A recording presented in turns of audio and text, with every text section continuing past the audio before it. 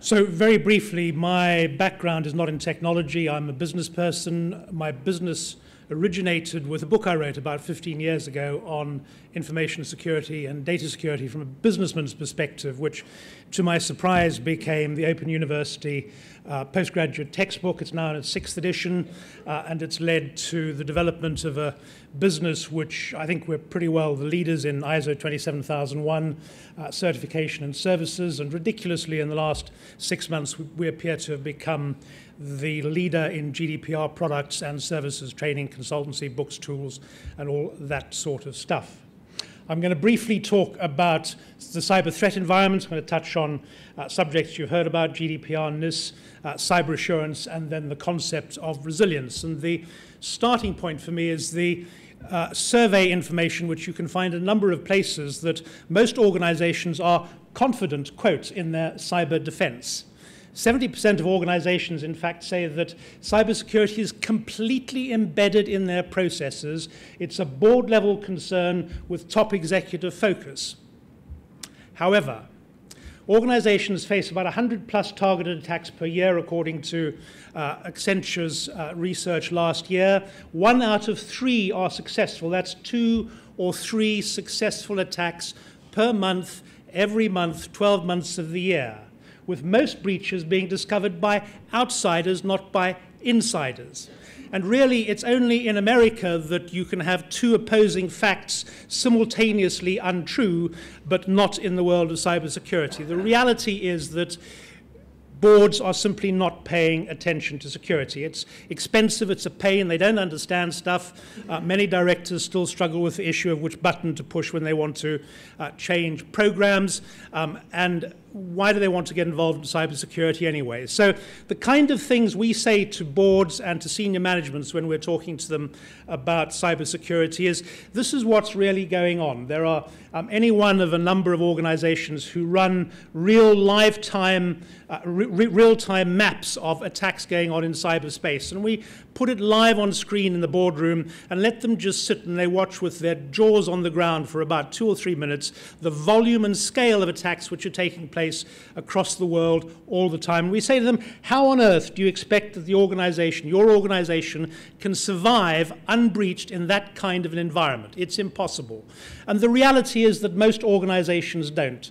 There is a very good database, the world's biggest data breaches, which anybody can access. It's publicly available for them. We say that's what's going on. Those are the organizations who are known to have been breached. Not the ones who've been breached, just the ones who are known to have been breached.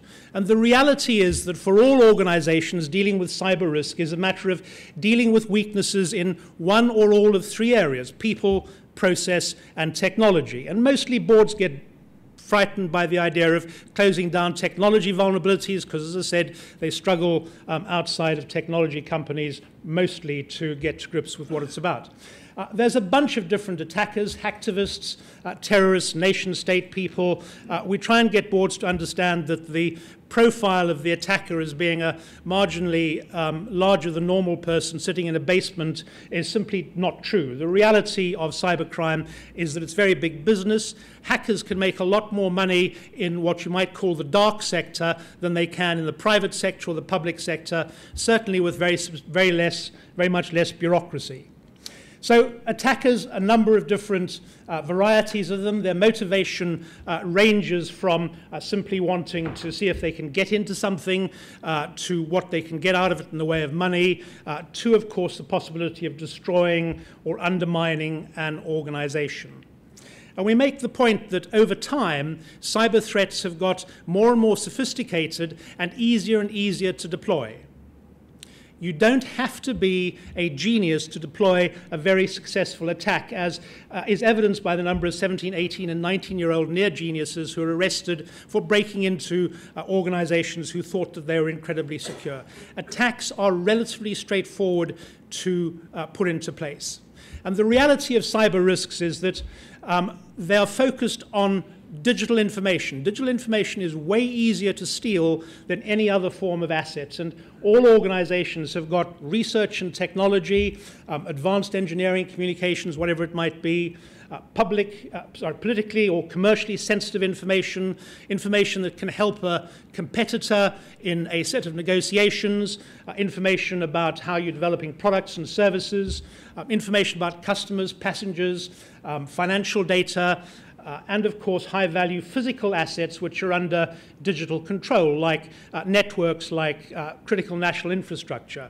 So the reality of risks isn't just somebody wants to steal money from you, though of course money is a very nice thing to have as well. The challenge is that from an organizational perspective, there are a lot of challenges. There's not just one threat actor, there's a multiplicity of people who want to get into the assets that you've got, from nation states all the way through to competitors and, of course, hacktivists and the like. You've got complex supply chains in this just-in-time connected world up until the point we cast off from Europe.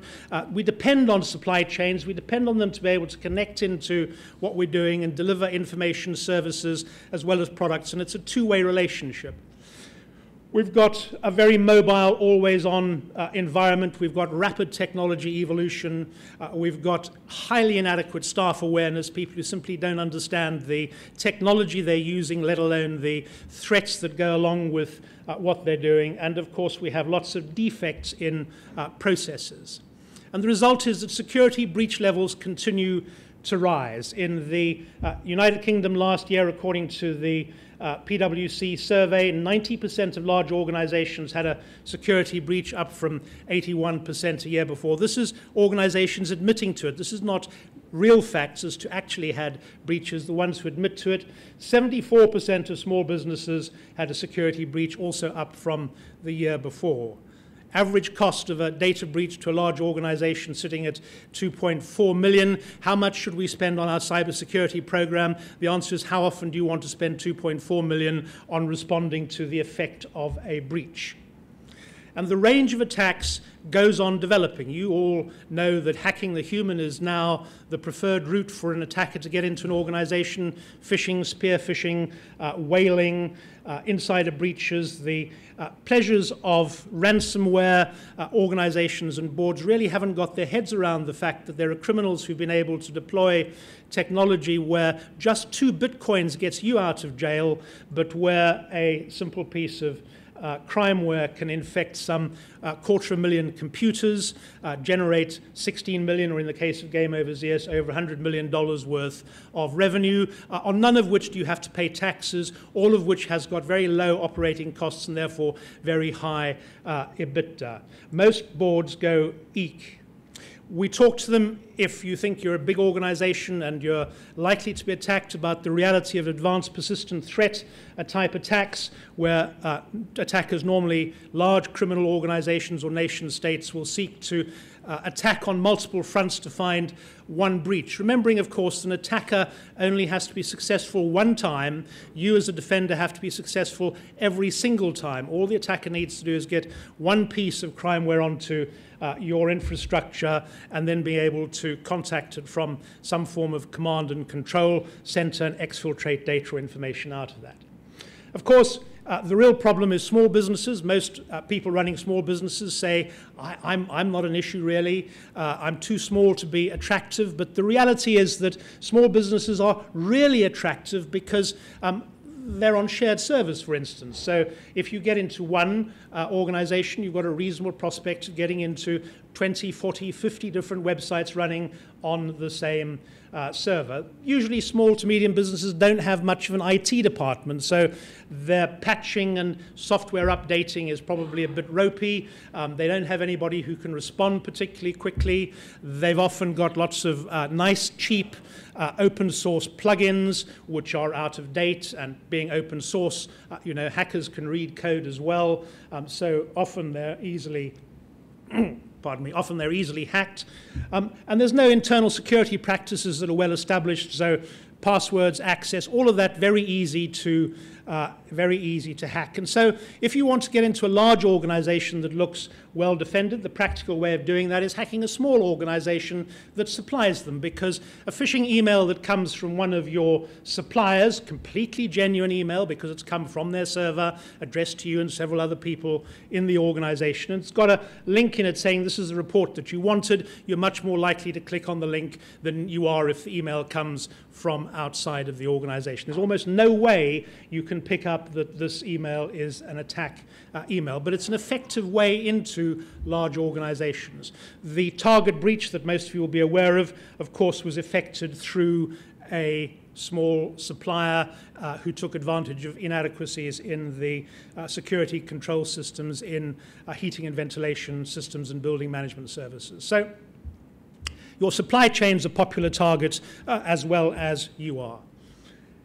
And the stakes are high. The potential impacts range from, at one end, potentially loss of life, all the way through the loss of use of physical assets, climate disruption, direct physical loss, fraud, theft, loss of customer information, through to big reputation damage, and of course, increasing the possibility of fines and shareholder action. 74% of respondents to a recent survey said their customers prefer dealing with suppliers with proven cybersecurity credentials. 50% said their company had been asked about information security measures by customers in the past 12 months. And certainly the demand we see from organizations saying, we think we better do ISO 27001 now because our customers are insisting on it, has been rocketing over the last 6 to 9 months. And we say to boards, if you really can't get your head around the reality of cybersecurity and the threats that are coming your way, you need to start thinking about the fact that you're going to get fined for failing to deal with cybersecurity, because the General Data Protection Regulation becomes law across the European Union on the 25th of May 2018. There's no way of avoiding it. The transition period doesn't start in 2018. It started 9 months ago, so we're already 9 months into the transition period. And at the point when it comes into play, it's a complete overhaul of the data protection framework that we've got. It covers all sorts of every form of personally identifiable information, including things like biometric, genetic, and location data. It's exactly the same across all 28 member states of the European Union, and it's in force. And the terrifying thing for most organizations about the General Data Protection Regulation is that it brings mandatory data breach reporting. In the United Kingdom at the moment, the public sector has an administrative requirement to report breaches to the Information Commissioner, but there's no legal requirement on organizations to report breaches at all. So for most boards, the default approach to data protection is to wait until something goes wrong, knowing that you'll get a rap on the knuckles from the Information Commissioner because the enforcement process has those steps in it. And then if you don't do anything, you might well get a fine, but it's limited to £500,000. So, hey, that's not such a big issue. From 25th of May 2018, when you're breached, you have to own up. Not reporting it will itself be an offence. So not reporting a breach which is found out by an outsider, as most are, and handed over to the press, which then gets you not just all the reputation damage, it gets you a double whammy from the Information Commissioner. One, you failed to protect the information that you should have protected. Two, you didn't comply with your statutory obligation to report the breach as soon as you're aware of it, expected to be within 72 hours. So the good news is the fine is limited to 20 million euros or 4% of last year's revenue, whichever is the higher. So as long as you're turning over quite a lot, maybe it won't destroy your profit too significantly. The key words in GDPR is that fines are expected to be proportionate and dissuasive. And the word dissuasive is the one I would pay most attention to. The intention quite clearly is that when fines are levied, the message should be clear to organizations, not just in the sector, but generally, that complying with GDPR is a good thing to do. So I wouldn't look for regulators to be putting in place the smallest fines they can get away with. I would expect them to be saying, well, that's pretty egregious. 10 million euros seems like a reasonably good hit to us. So You've got to report. If you can't report in 72 hours, you've got to explain why your incident response systems were so ropey that you couldn't pick up that you'd been breached and report it immediately. Yes, there are additional challenges because any individual who feels that his or her rights under the data protection legislation have been breached is now going to be entitled to seek a judicial remedy from you in the court of their home state or in the country that you're registered, and they have a right to damages, and there's no ceiling on those damages. So potentially you get a series of expensive things happening to the organization on top of the damages that come as a result of the breach itself. For a slightly smaller part of the business world, the Network and Information Security Directive also comes into force on the 25th of May, at the beginning of May 2018, around about the same time as GDPR. It's a directive, so it has to be put into law by member state governments. The UK government has confirmed that NIS will become part of the British legal structure on timetable. Britain still expects to be part of the European Union in May 2018. And NIS applies both to information services providers, so platform companies, internet service providers, and so on, but also, and this is the bit most organizations don't get to read because they kind of fall asleep in the first half of the regulation, of the directive, it also applies to essential services, what you might call critical national infrastructure, and that means sectors like finance, health, utilities, transport, energy, food, marine, and so on. Member states get to define what their critical national infrastructure is. So in the UK, you can see what we currently think by going to the CNIP site. But it'll become law by May 2018. Yes, it's supposed to increase intra-European cooperation, but the requirement is that organizations who are affected by it ensure the security not just of information but of systems and facilities, have processes for incident handling, have business continuity management in place, have effective methods of monitoring, auditing and testing their security, and are able to use international standards to demonstrate that they've applied appropriate steps in meeting their obligations. The directive is going to have fines as well for breach. It's up to member states to determine what those fines should be, but the directive says fines must be effective, proportionate, and dissuasive. Exactly the same language as you get in GDPR. So a practical expectation might well be that the Network and Information Security Directive is going to bring with it very substantial fines for breaches. Cyber Essentials is one way of starting to deal for most organizations with demonstrating that you've done the basics about cybersecurity. Cyber Essentials really only deals with about 80% of internet-borne threats. It's not the end of what you need to be doing, but it's kind of the basics that you would expect from your entire supply chain. If you're a larger organization, really worthwhile doing yourself, because it's a method of demonstrating that the very basic cyber controls are those that you put in place. You're dealing with the most common threats. And for small organizations, really, the best quality Cyber Essentials certification shouldn't cost more than about £300. However the organization tackles it, we say to boards, your key issue is not technology. Technology is where you've got weaknesses, but technology solutions aren't necessarily the be-all and end-all. You've got to think about people and process. You've got to make sure you've got working security processes and people who know what they're doing. And you need to remember that information security is a mix of confidentiality, integrity, and availability. And as the board, you get to call what the mix should look like. Confidentiality and integrity enforced to the point where people can't get access to the information they need to do their jobs isn't an information security system, it's a disaster.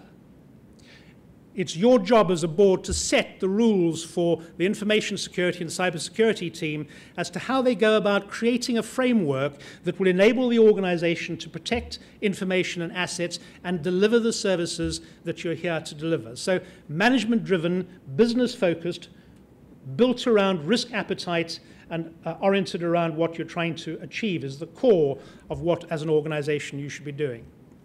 And really that adds up to convergence. You've got to stop thinking about compliance and cybersecurity as being different activities. Maybe you want to start thinking about cyber compliance or cyber resilience as being the core business concepts that as a board you want to focus on. ISO 27001 is an international standard which already meets the GDPR's requirements, that standards that boards use to demonstrate appropriate measures, appropriate technical and organizational measures. 27001 meets that. It's widely recognized and adopted. It gives assurance to boards that data security is being managed in accordance with business objectives as well as with compliance requirements. You need to think about how you deal with that across all of the information assets inside the organization to protect against all threats. And increasingly, you have to stop thinking about the idea that you can stop attacks happening. You have to recognize that you're going to be breached. In fact, you almost certainly already have been breached. And if you don't think that you've been breached and you don't think you will be breached, you're on a particularly interesting and useful form of drug, and you could probably make a lot of money selling that to people.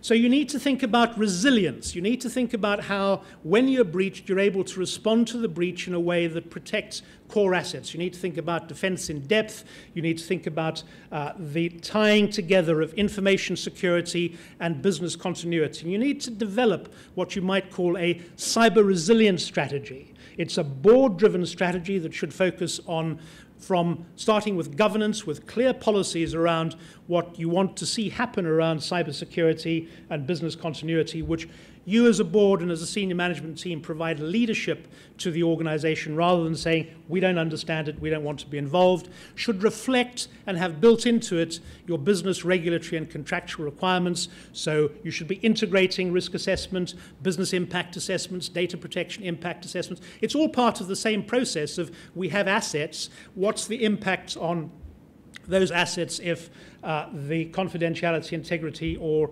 availability is undermined. And we should be looking at how we secure the cyber perimeter. We should be looking at endpoints. We should be building defense in depth. And staff training has to be a critical part of that, not just making sure that the cybersecurity management team know what they're doing, but staff across the whole of the organization know that when they get an email that's not really quite what they're expecting, clicking on the inviting link is the wrong thing to do. And when they do, they need to know that holding their hand up immediately is the smart thing to do, hoping that it's not going to encrypt your hard drive, and if it does, you'll just leave the office and hope nobody notices it was you, is exactly the wrong thing to do. So encouraging staff to recognize they've made errors, to feed it into your continual improvement process, is step 5 on a 7-step cyber resilience strategy. Because you're going to be breached, you have to have a security incident response process. It has to link into your business continuity plan. Organizations go out of business because they're unable to respond to significant distributed denial of service attacks. That's a business continuity issue, not just a bit of a cybersecurity problem.